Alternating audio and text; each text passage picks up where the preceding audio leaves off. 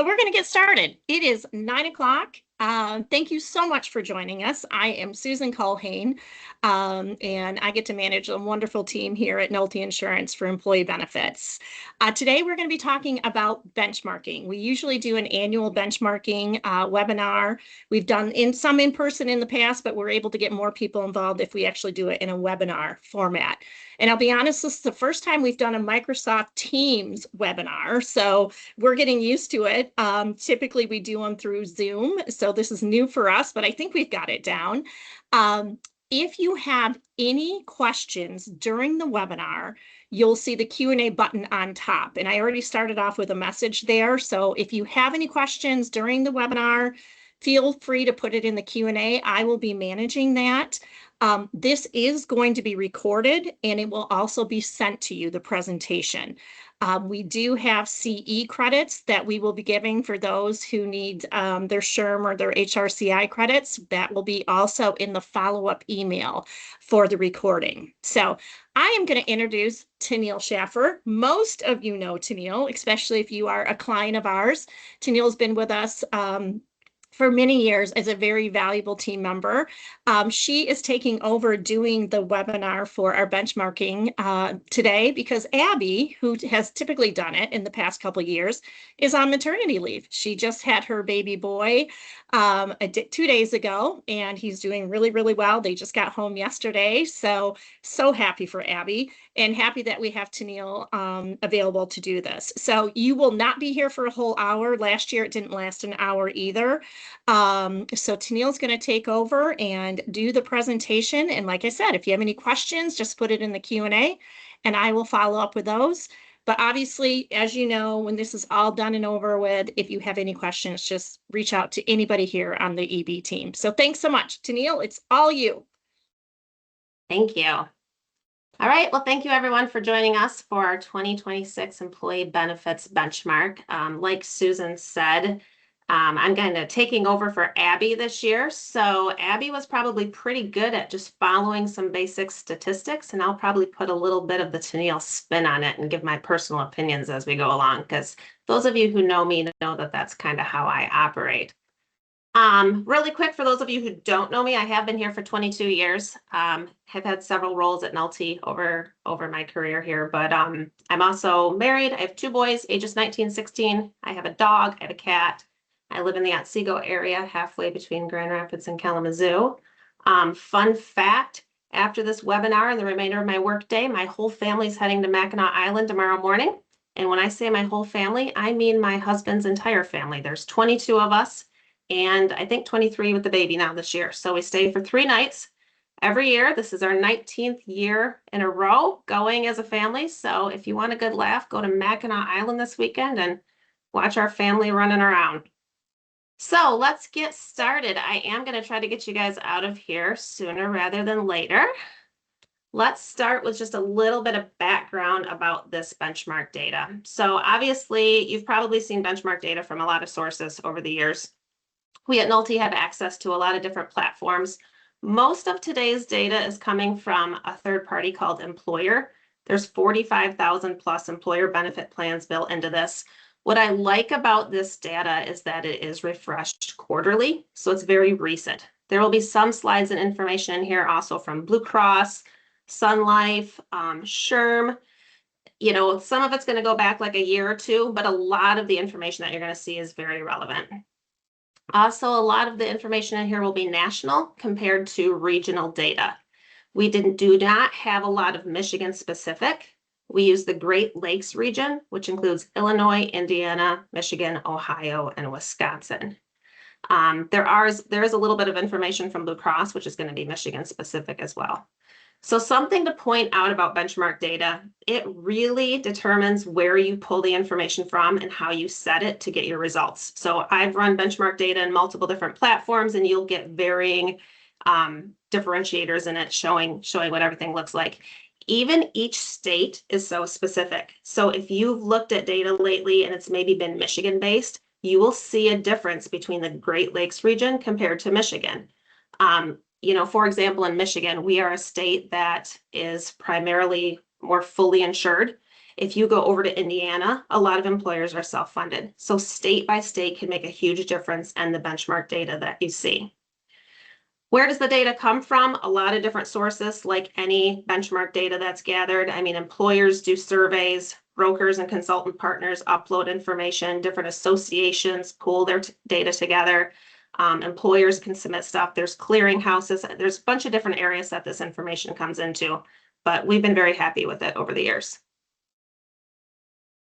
All right, so let's kick it off with some basics to start with. Let's talk a little bit about plan prevalence and what employers are using and seeing today. We still see everybody pretty much enrolled in PPOs.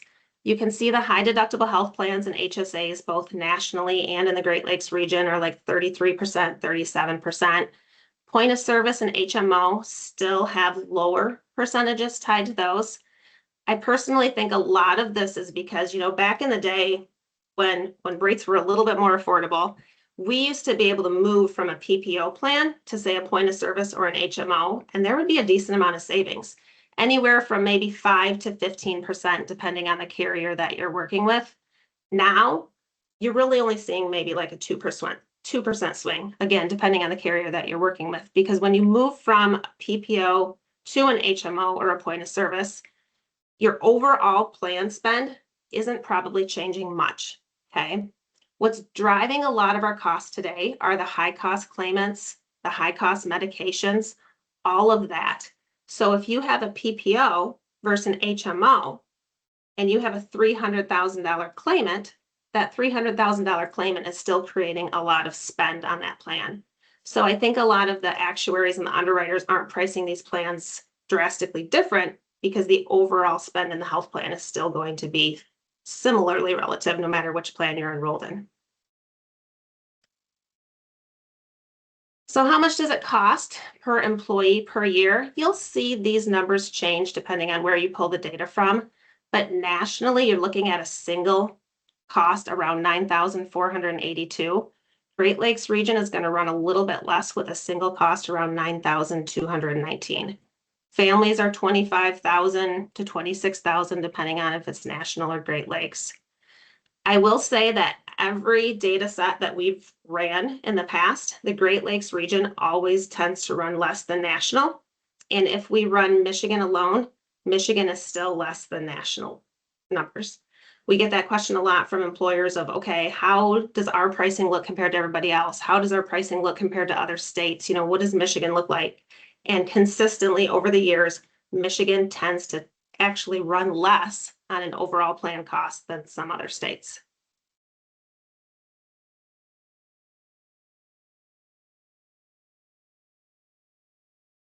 Okay, so what percentage of the premium is paid by the employer?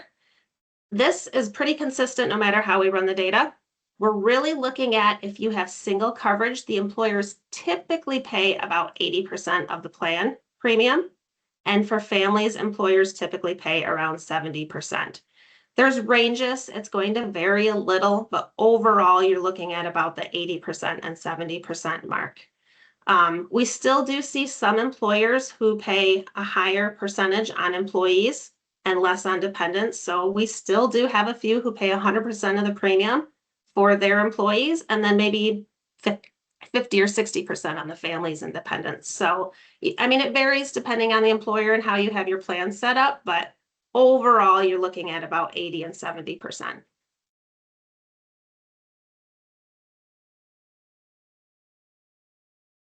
All right, let's talk deductibles. So over the years, everybody slowly increased their deductibles, right?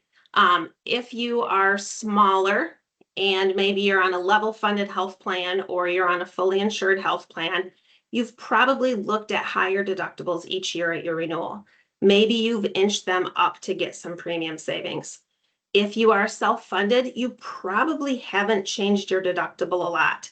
And I say that because in most situations, like if you're self-funded and you change your deductible, all you're really doing is shifting that cost to your members. It's not a premium savings that you're saving there. When if you're small, and depending on how the carriers rate the plans and the differences between them, if you raise your deductible from $1,000 to $2,000, you can get a decent amount of premium savings. What we've actually seen more in regards to deductibles lately is we've seen a little bit more of a shift. Instead of continuing to just increase deductibles and out of pockets and cost share for members, we've seen employers look more at like alternative funding models. So like if you're fully insured, maybe looking at level funded, maybe looking at a captive if you want to go and like step into self-funding. We have a lot of level funded carriers, even in Michigan, that a lot of people have been quoting and looking at. There's Angle Health using NOMI. If you're self-funded, you can look at NOMI. The other thing that we've seen is a lot of employers are starting to, which is crazy, it's kind of like going back in time, raise their deductible really high like we used to do HRAs back in the day. But you can raise your deductible and then supplement it with something like the difference card or Garner or something that covers that gap between the lower deductible and the high deductible. So you raise your deductible, you save money in the premiums, and then you supplement it with an alternative plan. So I feel like there's been more of a shift to that because employers are getting sick of just premiums tending to go up, raising deductibles year over year. As for how the deductibles are running, pretty much similar as always. They've inched up a little bit, but I mean, if you're on a PPO or an HMO, your deductibles are going to be $1,500 to $2,000 on average, both nationally and in Great Lakes. From HSAs, you're going to see more of, that $3,300, $3,400 is the average deductible for a single. And a lot of it's probably due to employers trying to reap the benefit of doing the embedded deductible to allow just one individual to meet the deductible on an HSA.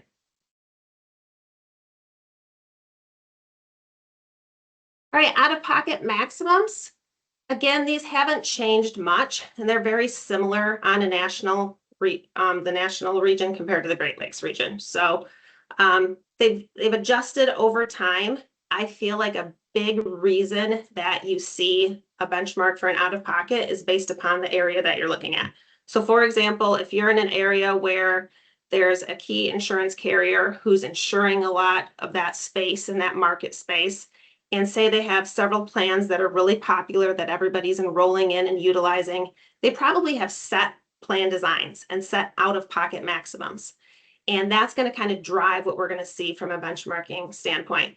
It is something that I would recommend you look at, especially if you're a larger employer with, say, 50 or more employees. You can customize your out-of-pocket max and save money.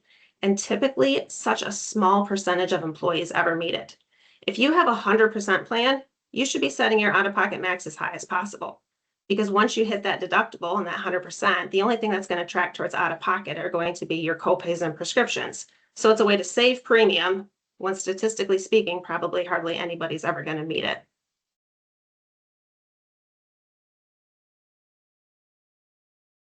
All right, medical funding. So this has changed over the years. So this was looking at the Great Lakes region only. 60% of the employers in the Great Lakes region are fully insured. 14% are level funded and 26% are self-funded. If we look at Michigan alone, we have a little bit higher enrollment in fully insured plans and a little bit less in the level funded and self-funded. But I have seen this shift a lot more over the last 5 to 10 years. And I think we're going to see a lot, even more over the next couple of years. In Michigan, we have such a high fully insured book of business here in Michigan. And really, like I said earlier, every state's so different.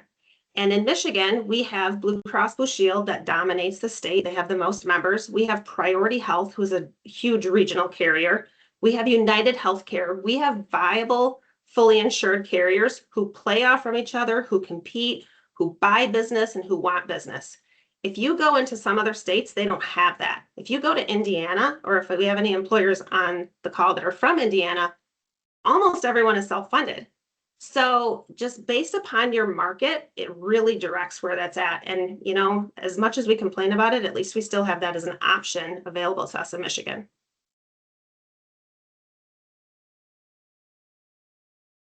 All right, so those that are self-funded or level funded, a lot of employers ask, what should we set our specific deductibles at? And this kind of shows you middle of the road what most employers do. If you are level funded, the most common would be somewhere around $40,000 to $50,000 that you would set that specific deductible at.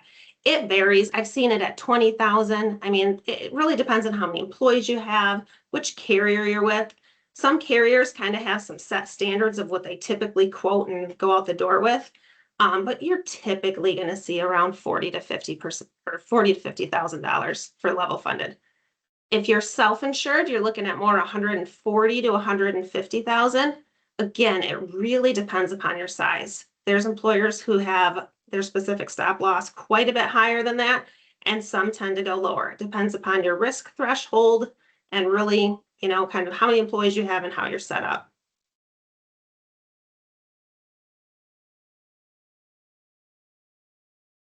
All right, so I know I mentioned earlier, but it's high cost claimants that are driving a lot of our spend. And Sun Life puts out some really good statistics each year of where do these costs come from? What are the high cost claimants that are driving the stop loss market? The stop loss market is shifting, and I think we're going to see some changes in it. And it's primarily, again, because we have so many high cost claimants. So these are the top 4 that Sun Life is seeing on a national basis, with the first one being malignant neoplasm. Number 2 is cardiovascular. 3 is ortho and musculoskeletal. 4 is leukemia, lymphoma, multiple myeloma. So I can tell you, those on the call who know me, I live under a rock. A lot of you know that about me. I don't watch the news. I don't know what's going on. But I've been doing this for a long time, and I talk to insurance carriers. I look at our clients' data on a daily basis. And I've seen it over the last few years. Our clients and everybody that I talk to is having more and more high cost claimants hit their health plan. And I don't know why. I mean, everybody has their theories or what, but the fact of the matter is there are high cost claims hitting health plans that we never saw before. We used to say that you would have one high cost claim over $100,000 for every 100 employees. Well, I wish we had that now. United Healthcare put out a stat maybe a year ago that of a lot of the high cost claimants that are coming on the plan, a lot of them are young. I mean, I'm talking 30-year-olds. And I think 50% of them had no prior history a year before their high cost claim hit of any type of medical conditions. So you're talking young individuals, nothing outside of preventative happening on the plan, and all of a sudden they get a horrible diagnosis such as cancer. This is what's truly driving most of our spend in the healthcare industry.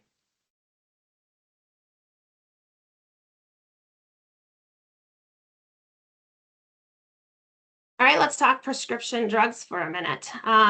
We have copays and coinsurance listed out here based upon how many tiers you have, kind of what the averages are. So like if you have a 4-tier prescription drug plan, average tier 1 would be $12 copay. Tier 2, you're looking at $40. Tier 3, $71. Tier 4 would be $123. Those of you who have some form of a coinsurance, it could be because you're on an HSA, or maybe you have a coinsurance set for specialty medications, and like a tier 4 kind of shows how they're listed out there. These vary a lot, but to be honest with you, they're always in similar ranges. What's interesting in the bottom left here is this prescription plan tiers. So there is still 3% of employers in this data showing that they have 2 prescription drug tiers, which I don't see that very often. 32% of employers have 3 drug tiers, and 55% have 4+ tiers.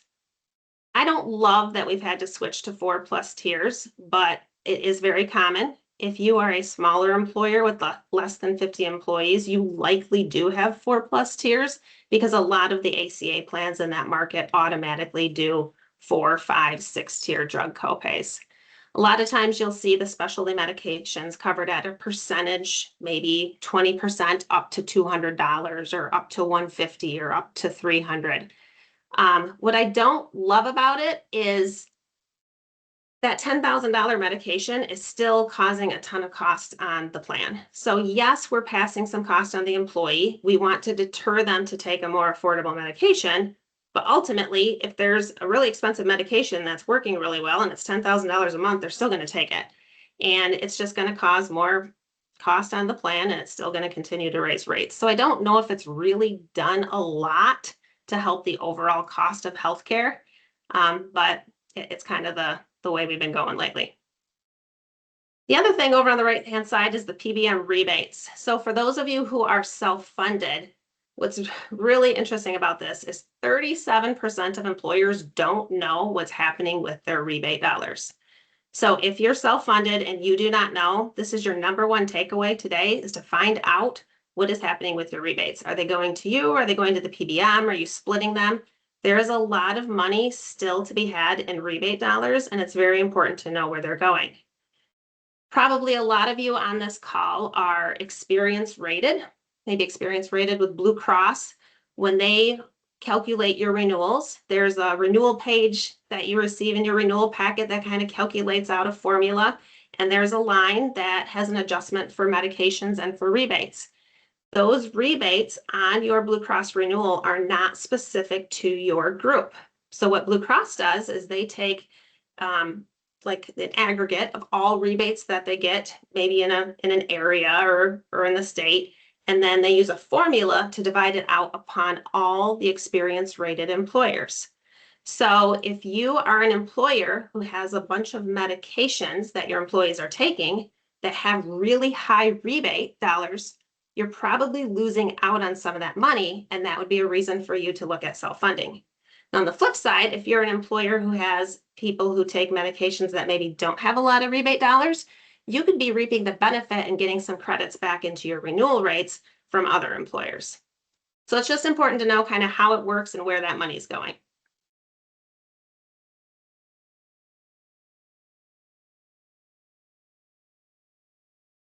All right, let's talk dental. One of my favorites. I promised Susan I wouldn't complain about dental and vision, and I'm not going to complain as much as I normally do. But let's be honest, this hasn't changed much over the years. Now, the only thing that I have seen change is our annual maximum is starting to creep up a little bit.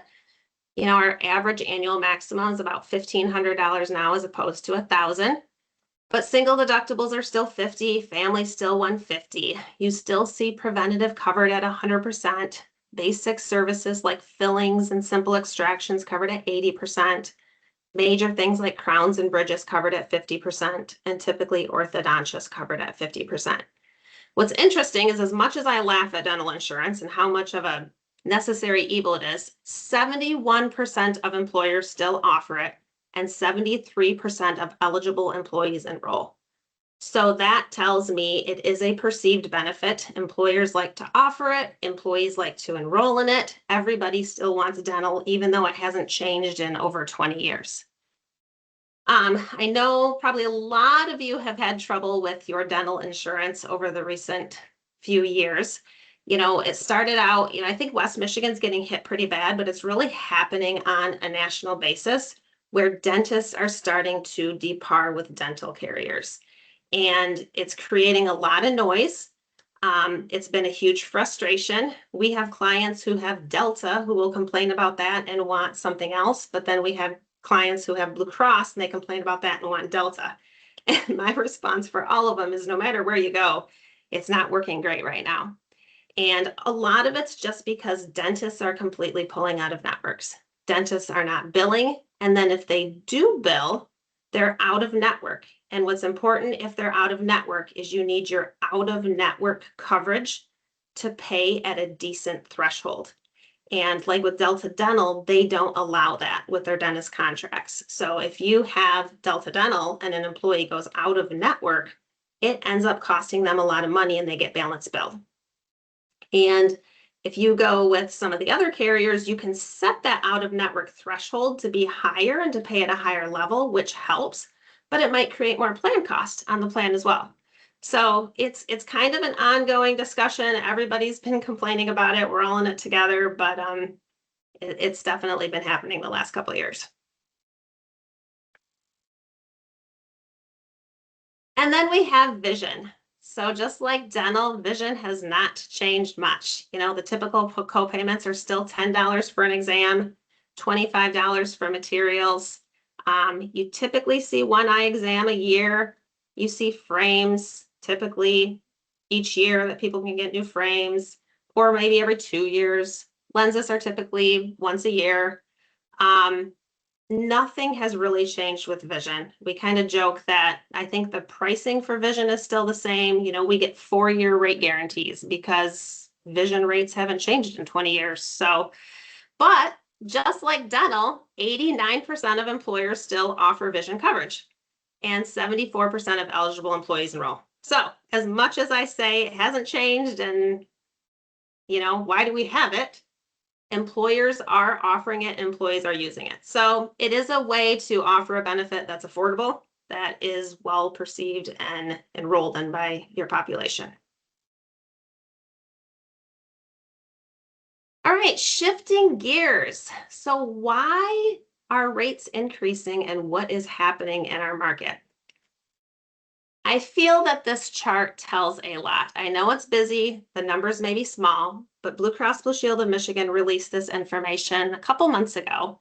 And this shows Blue Cross Blue Shield of Michigan's average rate increases from 2015 to 2026.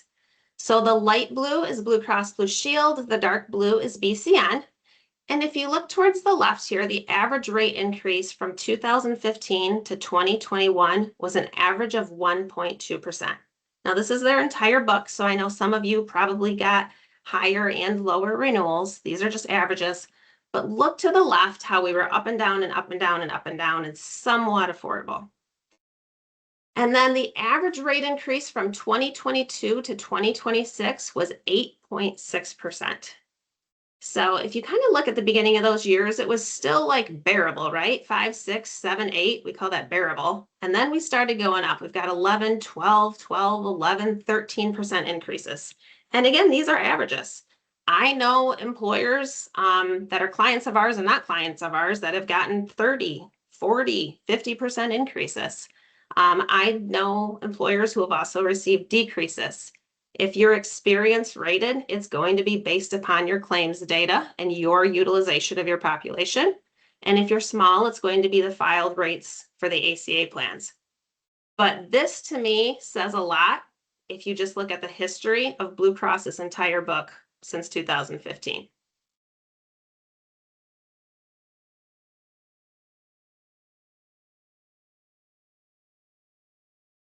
So what's causing it? This is also information that came from Blue Cross Blue Shield. They have a website source down at the bottom called My Blue Daily, and it's their affordability page. There's a lot of information on there if you need to find any more data. But if you look to the left, we have surging medical costs. We all know medical costs are going up. So from 2005 to 2024, prices for medical care nearly tripled for a family of 4, increasing about 41% faster than everyday prices like groceries and gas. So medical care and the costs for medical care are going up. So the question is, why? Honestly, I think there's a lot of pieces that are causing this. Yes, we had COVID, and then we had the gap where nobody had care. That could be a part of it. I think our technology has increased, and maybe we are finding and detecting cancer early. That's probably a piece of it. But no matter what, all this culmination of pieces that are coming together to raise it, the fact of the matter is we have a lot of high cost claims that we didn't used to have. And we're starting to see high cost claims in individuals that are much younger. And that's really causing a lot of the medical care costs that are going up.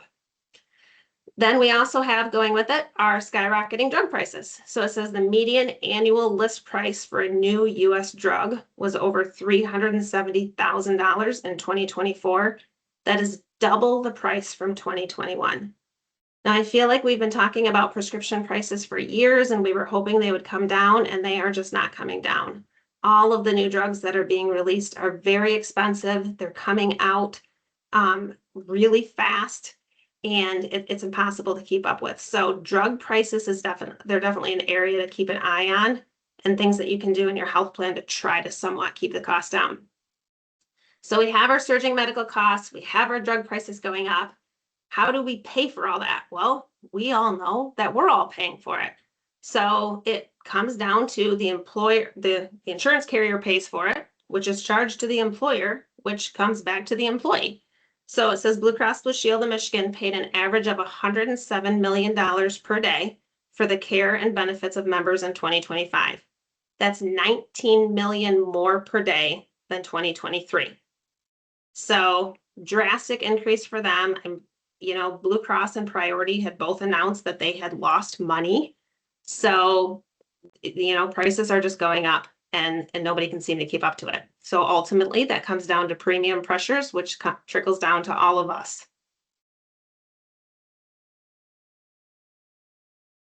You've probably seen something like this. This is Blue Cross's version, but those premium dollars that trickle down to us, this is kind of how they're spent. So this shows for every dollar that you pay in on a health insurance premium, what does that dollar go towards? So 47 cents of every dollar you pay in goes for hospital coverage, inpatient and outpatient hospital and ambulatory care. 25 cents of every dollar goes towards professional doctors and other medical professional care. 20 cents goes towards pharmacy and prescription drugs. 8 cents goes towards administration of the health plan. And 2 cents goes towards taxes, fees, and commissions. You'll see this dollar bill vary. There's a lot of versions online that you can find with it. Blue Cross is going to be heavier on administration. I know they've been trying to work on bringing their pharmacy piece down, and they've been a little bit successful the last year or two. But overall, it's very similar no matter which version of this that you look at.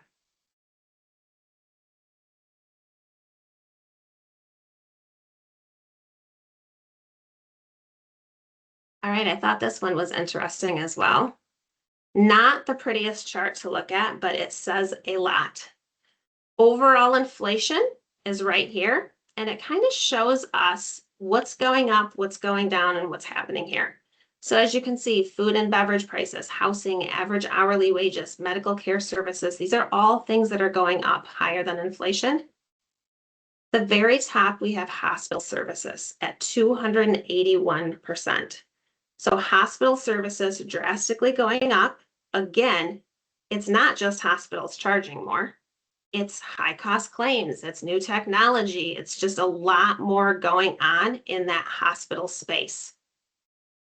But I do laugh that if anybody's looking for a new TV, right now is the time to go buy one because they are way down on affordability.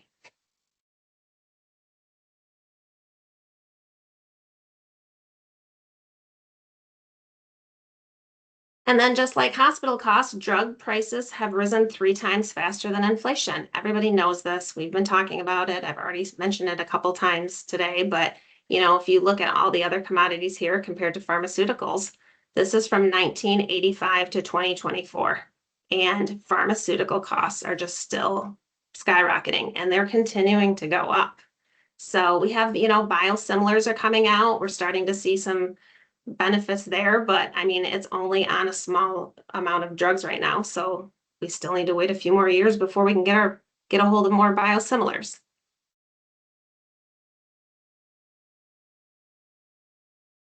All right, so what today's employers are looking for in a benefits package.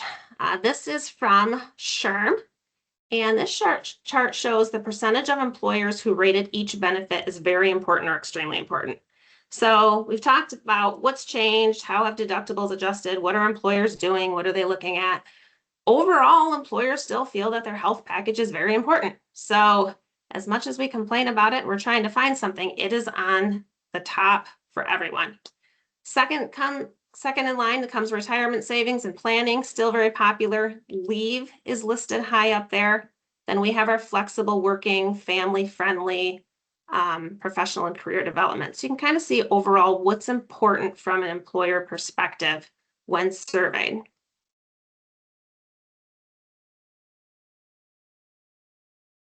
So what can you do to help your workforce and your employees?